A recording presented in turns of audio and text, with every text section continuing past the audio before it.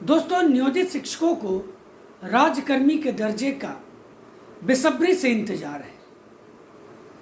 Electronic media, print media में ये खबरें आई कि 2 अक्टूबर को राजकर्मी का दर्जा मिलेगा। 2 अक्टूबर को राजकर्मी का दर्जा नहीं मिला। 3 अक्टूबर को कैबिनेट की मीटिंग हुई, उससे भी उम्मीद थी नियोजित शिक्षकों को, लेकिन उसमें भी नहीं मिला। उसके कैबिनेट मीटिंग के पहले ही माननीय उप मुख्यमंत्री ने ये क्लियर कर दिया था कि नियोजित शिक्षकों को अभी राजकर्मी के दर्जे के लिए इंतजार करना पड़ेगा।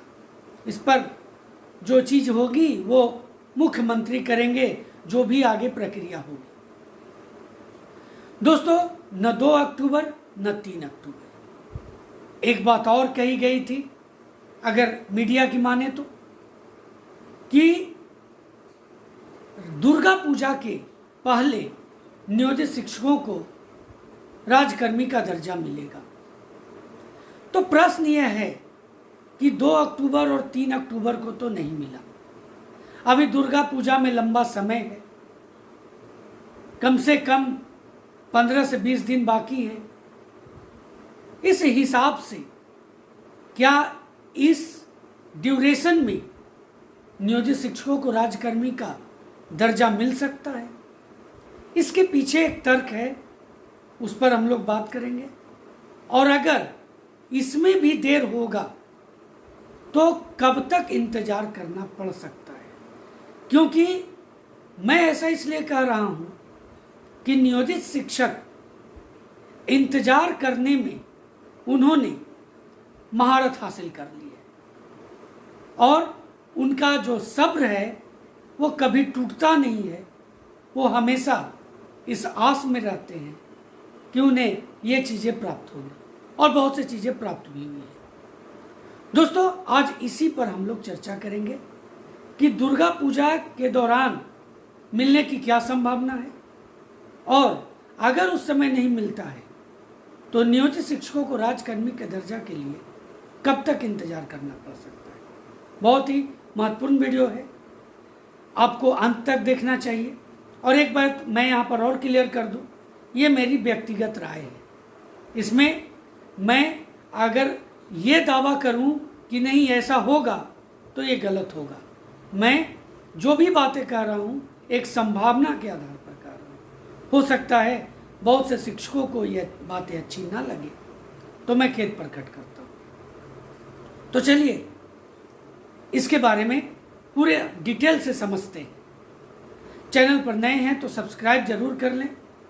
दोस्तों, वीडियो अच्छा लगे तो लाइक करना बिल्कुल भी ना भूलें और ज़्यादा से ज़्यादा वीडियो को शेयर करें। तो दोस्तों, महत्वपूर्ण बात पर आते हैं कि राजकर्मी का दर्जा 2 और 3 अक्टूबर को तो नहीं मिला।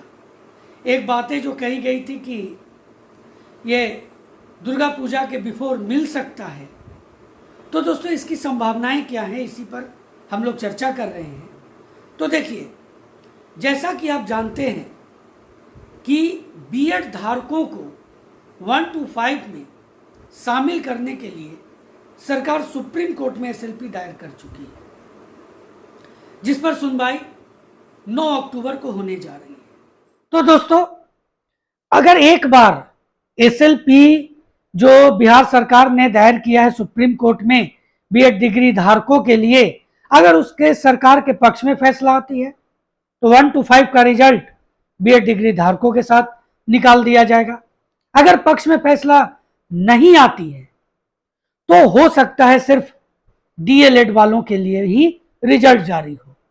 फिर इसका नियुक्ति पत्र बांटने की प्रक्रिया शुरू होगी और सरकार उसके लिए एक ग्रांट तैयारी की है, और उसमें कहा गया है कि जो नियुक्ति पत्र बंटेगा वो गांधी मैदान में बंटेगा। सरकार इसे पूरी तरह से भुनाना चाहती है। इलेक्शन के पहले सरकार दिखाना चाहती है कि हम गुणवत्तापूर्ण शिक्षा पर कार्य कर रहे हैं।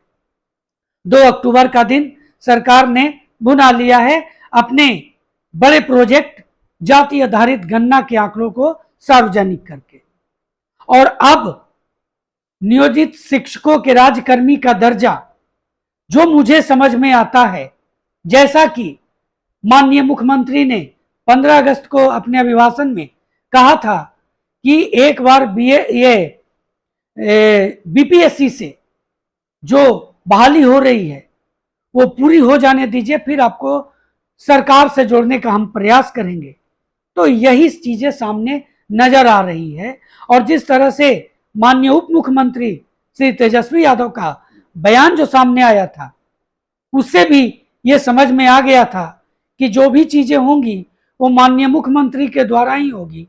और माननीय मुख्यमंत्री हर चीजों को अच्छी तरह से, पूरी तरह से भुनाना जानते हैं। जाति आधारित गणना को 2 अक्टूबर को सार्वजनिक करके उन्होंने ये कार्य किया। अब जो बीपीएससी से पास जो शिक्षक अभ्यर्थी होंगे उनको नियुक्ति पत्र बांट करके भी वो इसका एक जो क्रेडिट है वो लेना चाहेंगे।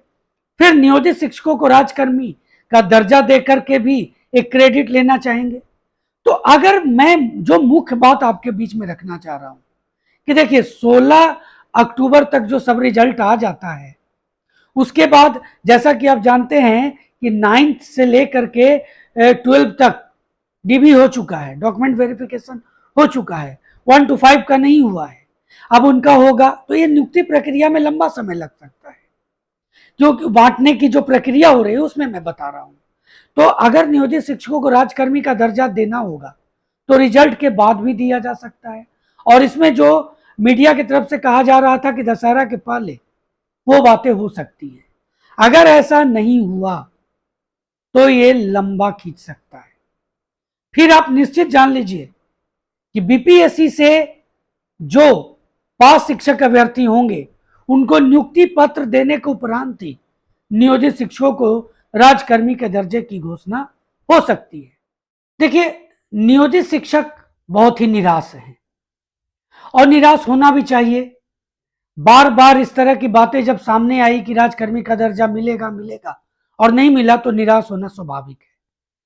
लेकिन एक इंतजार ही बेहतर उपाय है, क्योंकि जितने भी शिक्षक संघ के जो महत्वपूर्ण नेता हैं उन्होंने भी इंतजार करने की बात कही है। तो निश्चित ही एकमात्र उपाय है इंतजार करना। अब वो दशहरा के पहले मिले तो भी ठीक है, दशहरा के उपरांत मिले तो भी ठीक है, क्योंकि इंतजार ही एकमात्र उपाय है। तो दोस्तों, निराश नहीं होना है, क्योंकि सरकार को नियोजित शिक्षकों को राजकर्मी तो का जो दर्जा है वो देना तो पड़ेगा ही, चाहे मन से देना पड़े या बेमन से देना पड़े, लेकिन मजबूरी है नियोजित शिक्षकों को राजकर्मी का दर्जा देना। अब इसके लिए हो सकता है कुछ अलग तरह की व्यवस्था सरकार कर दे, वो अलग मैटर करता है, लेकिन राजकर्मी का दर्जा कहीं नहीं जाएगा दोस्तों, नियोजित शिक्षकों को जरूर मिलेगा। बस इंतजार की घड़ियां छोटी हो सकती हैं, बड़ी हो सकती है। तो इसी महत्वपूर्ण संदेश के साथ दोस्तों मैं इस वीडियो को विराम देता हूं। अगर चैनल पर नए हैं तो सब्सक्राइब जरूर कर लें, वीडियो अच्छा लगा है तो लाइक जरूर करें, दोस्तों ज्यादा से ज्यादा शेयर करें, ताकि सभी नियोजित शिक्षक जो निराशा की स्थिति में हैं उनमें एक आशा की किरण बनी रहे।